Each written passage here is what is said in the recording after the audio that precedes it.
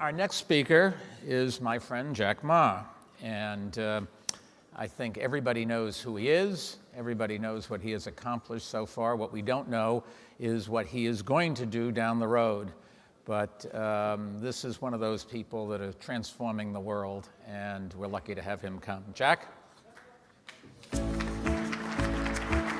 I'll wait until you speak, and I'll come back on. Thank you. Yeah, good morning, Mr. President Clinton, Mike, Your Excellencies, and friends. I'm very honored when Mike called me and say there is a forum here in New York that to share our ideas and thinkings about the future. I'm extremely excited and honored. I'm not a politician, I'm not a scientist, I'm a business people. I would be very happy to share some of the thought that we as an entrepreneur, what we learn from our lives, what the attitude we should face for the future. And I think as entrepreneur, we know very clearly that if we lose the leadership, if we lose our vision, our company will go nowhere. When my company is very tiny, every day we're looking for opportunities to make our company big. Now today my company is big. Every day I worry about what are the risks, what are the things that are going to stop us, that's going to be the cancer of the company. And when we figure out the problems, we have to think about one thing, how we can change these problems, become opportunities. In this world, most of the people, by seeing is believing, but only those great leaders, when they believe the future, then they see the real stuffs. So I think today people worry a lot, but I think we are much underestimate the huge technology revolution that it was going to bring to the world, the impact. We are entering the world that is full of opportunities and full of challenges. And this kind of area in the human lives, we have seen very few of them. I think in the past 300 years, we only see 3 times. And I think the problem of today is so big and too big, not even one government or any business can solve. So we have to work in together. If we do not work in together, I think the world is going to be more tough and much more frustration. The world is moving from IT to DT. A lot of people don't know what is DT, and it's just like a lot of people don't know what is IT. The IT, information technology, is shifting to the data technology. This is not about the technology upgrading, it's about the philosophy, it's about the way we're doing things. The world used to focus on 80%. They just focus on 20%. As I say, a lot of financial institutions, they focus on supporting 20% of the big companies and by making 80% of the profit. But the world should be 80-20 in the future. We should focus on the 80% of small business, 80% of the young people, 80% of developing countries. And the world is looking for more inclusive, sustainable, and happy and healthy environment. I think the world not only needs G20, B20, we need G200 and B200. And I think our kids also changed. The kids, they do not want to get informed, they want to be involved. In the past 200 years, we human beings always want to using the knowledge to predict the future. But today, we are entering into a new world. Nobody is the expert of future. And we have so limited knowledge about the digital time. So I think we are entering a world that everybody start to worry. And today, those people say, I believe the future, they're considered as crazy guys. And also, I would like to say that people worry about the big data, artificial intelligence, and computing, and cloud computing, all these things. I think these worries are very normal. And when 200 years ago, the steam machine comes, people start to worry about that. They think the steam machine is going to take a lot of jobs. 100 years ago, when electricity comes, people worry about electricity is going to take a lot of jobs. But I believe human beings have solutions. If we don't have the solutions, our kids will have the solutions. In the past 10 years, just like our company, 5 years ago, we noticed that a big debate in our company. We think the online shopping, the e-commerce was shifting from PC to mobile phone. Nobody believed because most of the people say, hey, Jack, how can you shopping on a mobile phone? The screen is so tiny. But we proved Today, 87% of the shops on our site are from the mobile phones, not because the screen is too short, because our eyes is too short. We are getting old. Young people never get old. And we get used to waiting for government to find the solutions, but actually the solutions are everywhere. The wisdom of human beings are everywhere. And I think human beings should have confidence in ourselves, and the new technology will destroy a lot of jobs, but also will create a lot of jobs. So when we start to lose vision, when we start to lose imagination, we start to worry. And I think because we lose the vision for future, because we don't have the imagination, we start to worry too much about the future.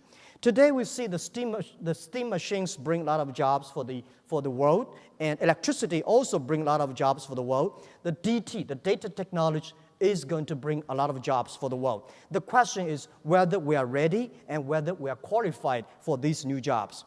And by the way, a lot of people talking about manufacturing. I think manufacturing will never bring a lot of jobs. In the last 200 years, manufacturing brings jobs. But today, because of the artificial intelligence, because of the robots, manufacturing is no longer being the main engine of creating jobs. Service industry is going to be the main driver for job creations. So talking about manufacturing, we should not talking about made in China, made in America. It's going to be made in internet. Most of the small business is going to be powerful. Most of the small business is going to be global. So in the past 30 years, 6% of the business in the world, big companies, they benefit from globalization. In the next 30 years, I believe, and we believe from the data shows that all the small business will, at least 60% of the small business will benefit from globalization. Globalization is nothing wrong. We need to improve globalization. We need to making sure globalization is inclusive. And people worry about the machine is going to control human beings. I think people should have confidence. Human beings should have the self-confidence. Human beings have the wisdom. Machine does not have the wisdom. We should never, I think we should not think about artificial intelligence. We should talk about machine intelligence. I find a lot of scientists start to think about the machine, think like a human brains. Human only know less than 10% of human brains. If we want to make the machines think like a man, we'll be in big troubles. So the other thing is that I don't like a lot of scientists and engineers talking about the business leader, scare people away about the technology. I'm a non-technology guy. The only thing I know about a computer is send and receive email and browse. I don't know what is coding, but we can lead the technology.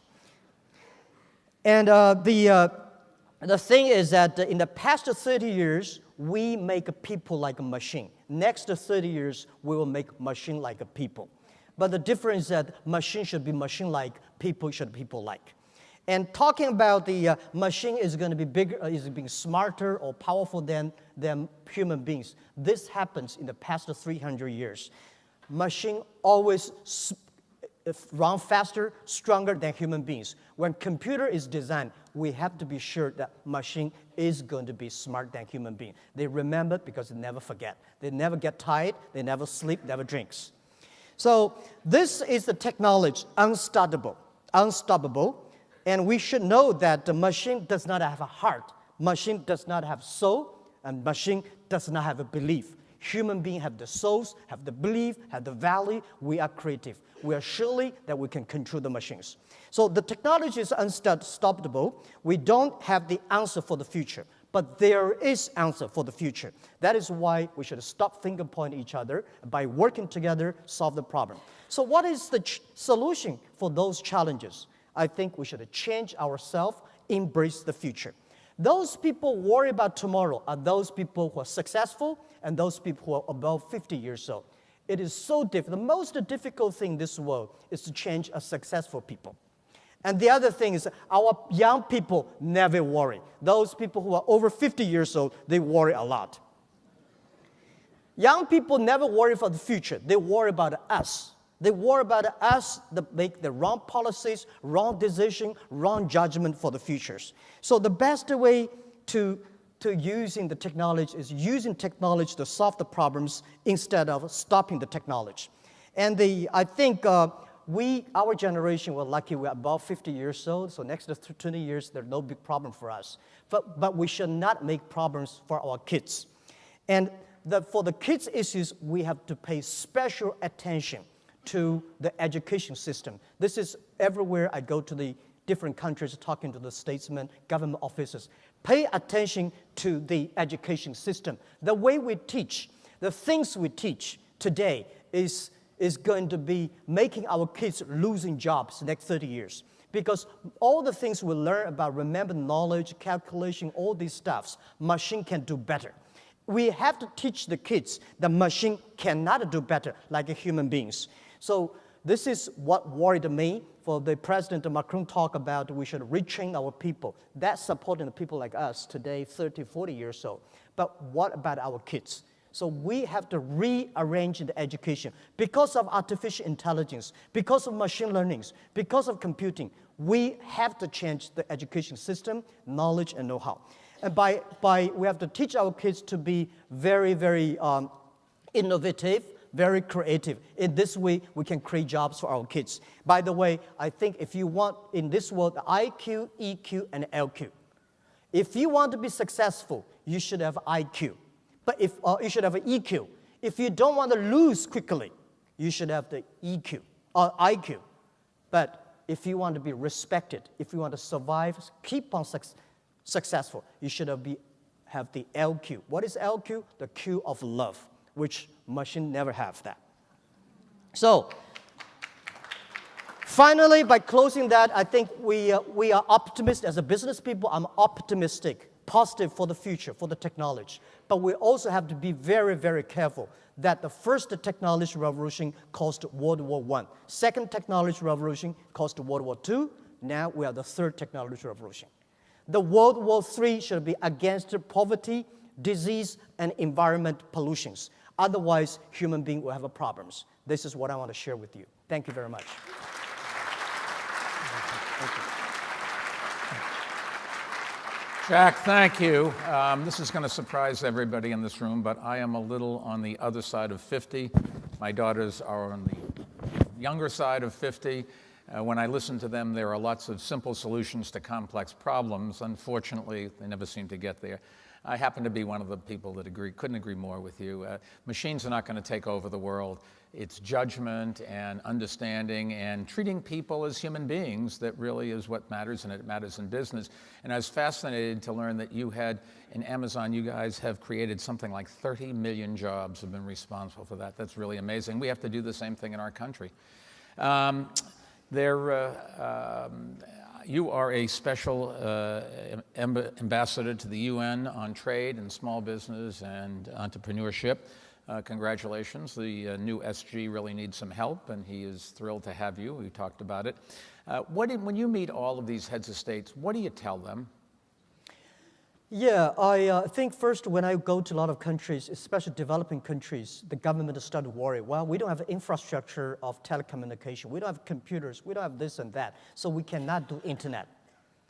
But I tell the internet is going to be the infrastructure. If we don't have if the people are not connected to the internet next to 30 years, it's just like 30 years ago, people are not connected to electricity.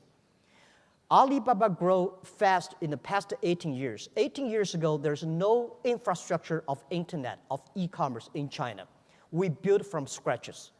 So I'm telling a lot of governments and officials that pay special attention to the next 30 years. Every technology revolution takes about 50 years. The first 20 years about technology. Next 30 years about application of the technology. Electricity was not invented in America, it's invented in Europe. Cars was invented in Europe, not America. But America using cars, electricity better than Europe.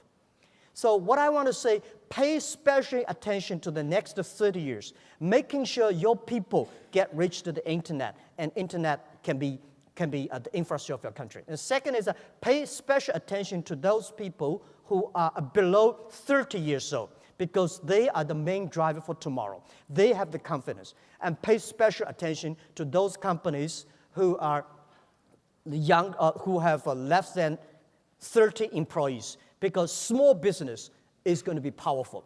Last century, manufacturing make large scale standard.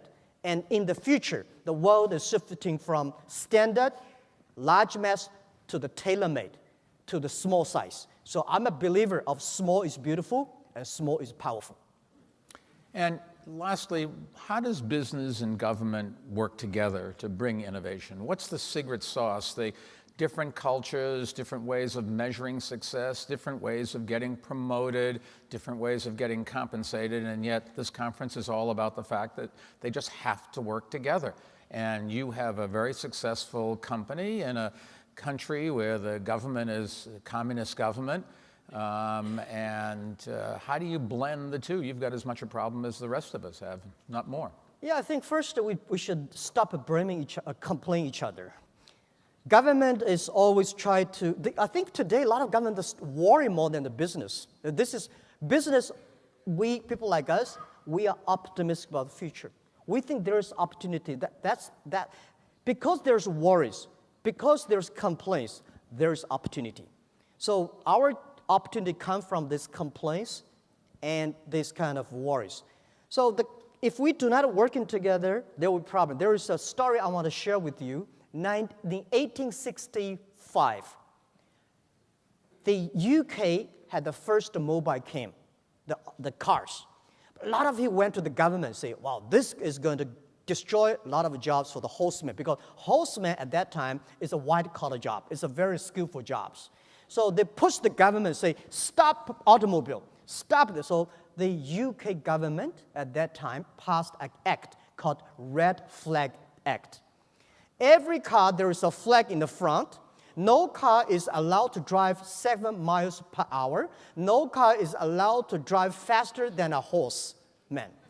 That stopped, because if you drive your car faster than a horse, your license of automobile will be taken away. So this is called Red Flag Act.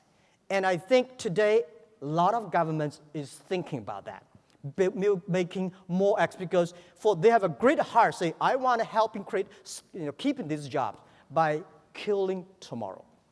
So I think as a business people like us, we have to tell the government what is the confidence, why we believe future is better. And the government should working with us, listen to us, and in this way we can build the future. Listen, thank you very much. You've done amazing things. Keep up the good work, and we have a lot to learn from you. America has a lot to learn from China, and vice versa. And I think the real message from what's happening in the world today is we need each other more than ever before, and pulling countries apart just is not good for any of the countries. The only ways we're going to grow is if everybody else grows. Thank you. We'll be right back with another great speaker. Thank you. Thank you. Walk this way.